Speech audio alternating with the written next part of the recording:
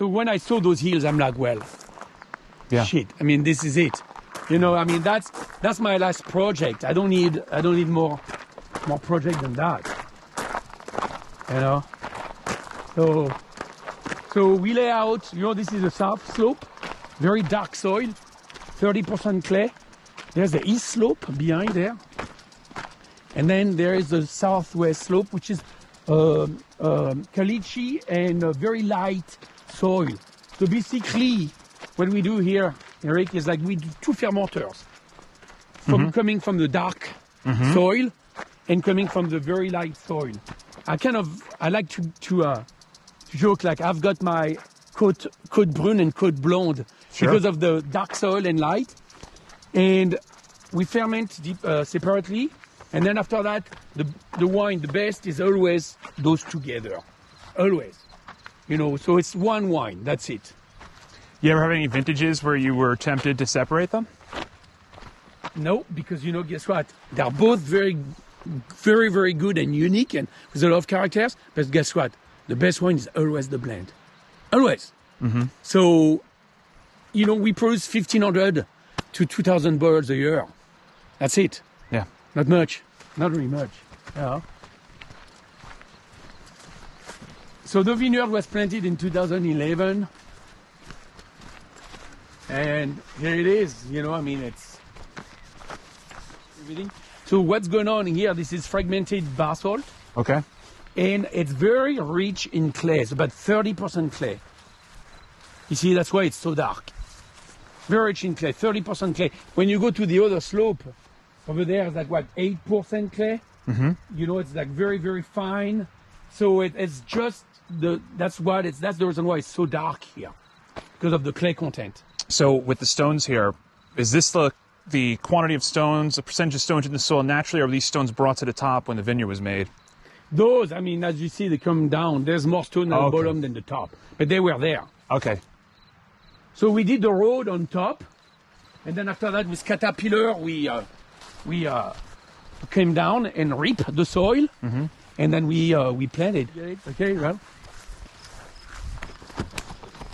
All right, guys, let's do it. Watch out! It's very, very slippery.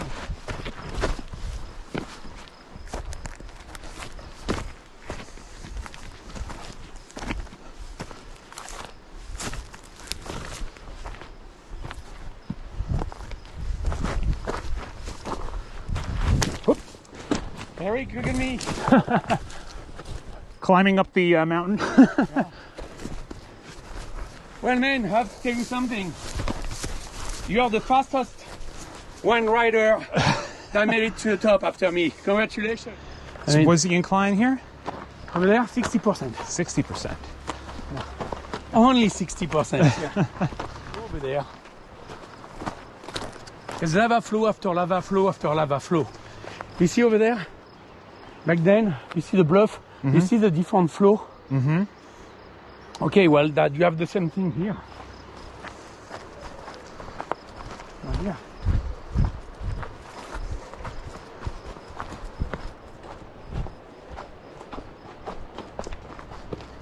So this is the top of a lava flow, right there, and that's the bottom of another one. And you know why it's the top? Because look, I call those like moonstones, because all the bubble. It comes to the surface when you have a lava flow. Right. You know, the bubbles and the air come to the top, and this is it. And it's like it's softer than this. And then this is another lava flow. No, look at this. Dark soil. Yeah. Look at what you have here. Right. So you have that huge shift of less clay within a few meters. And then from a few meters, and then from here over there, it's all like this. It's light soil and caliche. And if you look at the different soil composition, the one with a very rich clay should give the wine with the most structure. Right. Well, guess what? It doesn't. That is the structure of the wine, and then that is the finesse and they are aromatic. Interesting. It's the opposite. Even the Bourguignon could not get it. Because if you look at numbers, 30% clay give you structure. You know, before you hit the bedrock. You know. So that was the hardest slope to lay out because it's like a half balloon there. So we cut in half. Like this, when we spray, we can spray from the bottom and the top. You know, it reaches. And not only that, but a rule, like in Northern Rhone, it's like when I talked to my good friend, Jamais, said like, before laying out the vineyard, said one rule is like, never make rows that are like longer than 25 meters. I said, how come? It's like, because like this, you know, it cut the water if you have a big rain, you know, it just like minimize the erosion.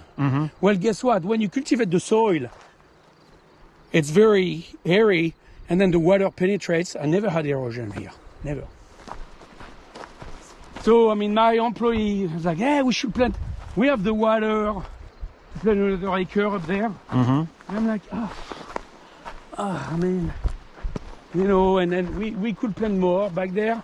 I'm like, I'm not sure I want to plant more because it's going to take a while for that wine to get into the original wine. But I'm like, maybe it should be like Marsan, Roussan or something, make a white, but how can we compete with you know, with Great Hermitage? I mean, price-wise, you know, I mean, the cost of farming here is like, you know, it's crazy. I mean, that's the reason why we also charge $250 a bottle. It's because of the labor and the expense. And labor. Right? And then on white wine, I'm not sure.